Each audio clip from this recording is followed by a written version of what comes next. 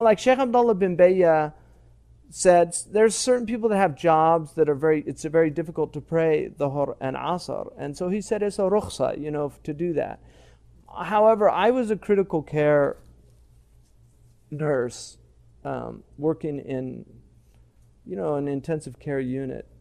And I prayed, I had the 3 to 11 shifts. So I had Asr, Maghrib, and Isha. And I always prayed them on time. So, and I think that's about as intense a job as you're going to get with, so I just don't buy it when people tell me, I have this job and I can't. It's usually they're ashamed and it's hard for them to openly pray or something like that. It's like the guy in the janitor's room who goes and prays, and when the janitor opens up, he starts doing the push-ups. I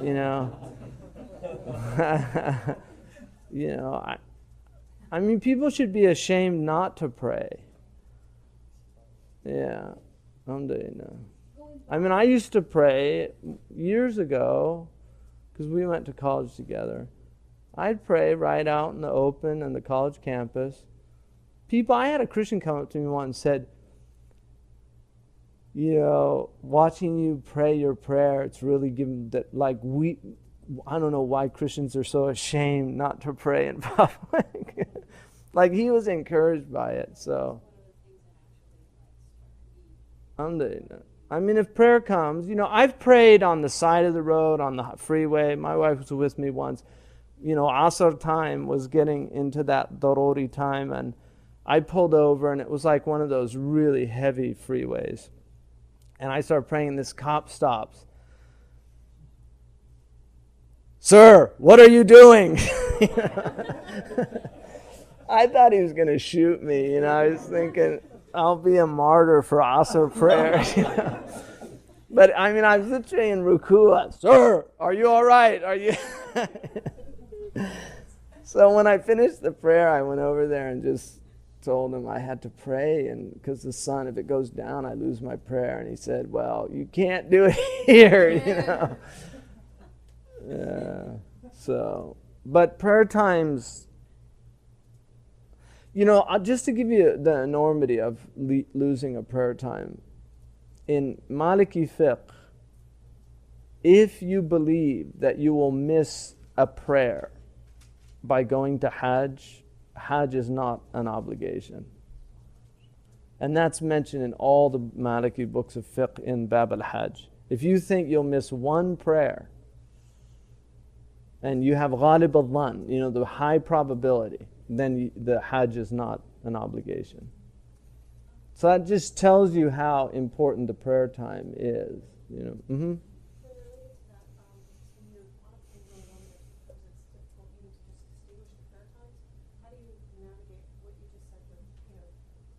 Airplanes.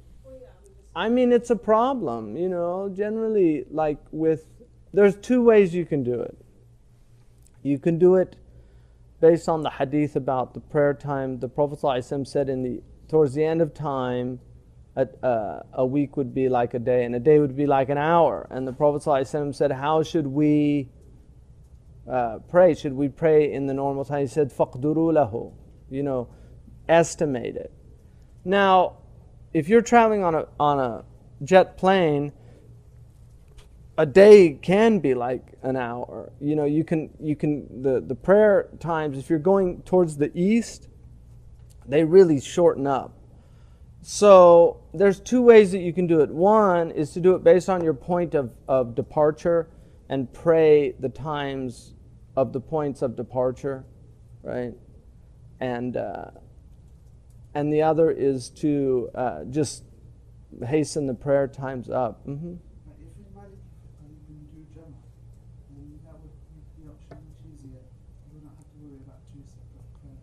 Well, I mean, I'll give you an example. If you're going over the Great Circle route over the north, Isha, Fajr just comes it comes so fast. And you can lose it really quick because the sun rises also. So unless you're really hyper vigilant, like I've missed Fajr, because I've done that flight many times. unless you're really hyper vigilant, you can do it. So it's a problem. That's all I'm saying. I mean, I have arrived at Heathrow. It gets in about 7 in the morning, that flight, and it's hard to pray sometimes because you fall asleep and then you wake up and you're preparing to land. So, prayers make it a problem. I'd like to see travel going back to trains and boats. It's a more civilized way of traveling. Mm-hmm. Going back to Fajr and Subh, I don't understand, when is the Subh? Is it after the Shuruk, and is it equivalent to a qada of Fajr? No, Subh. Fajr is the phenomenon, the break of dawn. Subh is the morning. The Fajr prayer is what we call Raghiba. It's higher than a Sunnah, lower than Mu'akkada in Maliki. He's the only Imam that has Raghiba. It's not Sunnah Mu'akkada, but it's not a Nafila either. It's higher. And that's the two prayers that you pray once the first light has shown up in dawn. That's called Fajr prayer. But we also, Urfan, just conventionally, we call the Subh prayer Fajr prayer. Have you prayed Fajr? And they mean the Fard. In technical vocabulary, it's not really accurate. It's like calling the Nafila Sunnah. It's the same thing. But these are just, Ammat al-Nas, general people use these terms differently from the way the Fuqaha use them. So Subh prayer is the Fard prayer in the morning before the sun rises. If the disk has shown up on the horizon, then the Subh time is now gone. And you have to pray qada. And I'm going to get into qada when I get into the prayers, okay? But I'm saying, in the Maliki madhab, qada is very generous, ada. He gives you a lot of room to pray ada. All right? Mm-hmm. Anything else? Somebody had a question? Yeah. Just to clarify in the first opinion, if I'm leaving from Newark to Dubai, Mm-hmm. should I just pray according to Newark's time using the Newark clock? What I do generally, if I'm worried about it, is I do it that way, and then I make up the prayers later. Yeah, just ihtiyatan. Yeah, if I think I'm going to miss it, I pray the prayer according to the time I left. So I do Maghrib, I do Isha, right? And then later, I'll do. When you're going back west, it's nice, because then there's like 20 hours between Dhuhr and Fajr, But when you're going the other way, it's hard. So if I wake up, I wake up. If I don't, then I pray it on my point of origin's time. But regardless of what you see outside your window, plane. Yeah. No, if you see the light, you can pray. Yeah, because these are asbab. It's a sabab. Once you see that Fajr light, it's Fajr. It doesn't matter if it took an hour to get that between Isha and Fajr. Yeah, it's a sabab to enter into the prayer. Yeah. Mm-hmm. Plane time is the only problem that I found. It definitely creates a problem. As a Maliki traveler, when you read the Zaman Asr, we get together and walk to Mushkar. It depends. I mean, we're gonna get to that. But when you can have Jam'u Taqdeem, which is to bring the Asr forward to the Dhuhr time, or you can have Jam'u Ta'khir, and that depends on where you are and where you'll be, and if you're in sayr or not, if you're actually in movement. Because unlike Shafi'i has Jam'u al-Mutlaq. If you're traveling, you can join prayers irrespective of movement. Maliki stipulates movement to join. You can't join once you've alighted in a hotel or you're at a house and you're going to stay there for a day. You can't join. Shafi'i you can. Maliki you can't. Maliki stipulates that you're actually in movement, that the bringing the prayer forward or delaying it is a rukhsa due to the difficulty of movement. Now you can do waqt mushtarak though, if you wanted. if you're staying at somebody's house, if you want. And now with the iPray and stuff, you can get the times accurately, and you've got your watch. You can do that. Sheikh Abdullah bin Bayya is more lenient on that because of modern travel, that it's actually harder in a lot of ways than earlier travel. I've done both, because I've done pre-modern travel. When I was in West Africa, I traveled pre-modern. I walked, 45 miles. I've rode camel.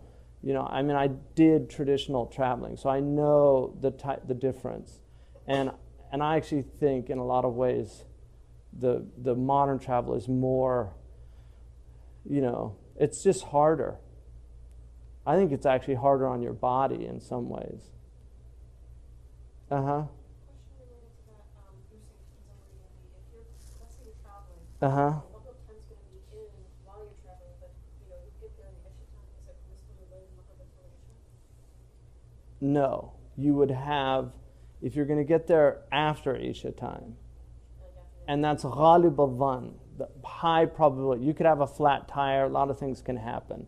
But all that aside, you can join, if I'm here in Pearlstone and I'm going to Adams Center and it's mid-dhuhr time, and I have a stop on the way, and I know I'm going to get there after Asr or in the daruri time of Asr, then I can bring Asr forward. But if my ghalib al-dhan, right, what I think most likely will happen is I will get to Adams at the beginning of Asr time, then according to Malik, you should not join. You should pray the Asr there. Even if it's 2 rakats, you could still be traveling, but you should pray the 2 rakats. My experience with modern travel, I tend to incline towards Sheikh Abdullah bin Bayya's position. If you're in that, the Shafi'i madhab rukhsa is, it's definitely tatabbu' rukhsa, but my experience is it's easy to miss your prayers. We don't have masajid everywhere. There's just a lot of variables, and so I tend to be more personally lenient on that position.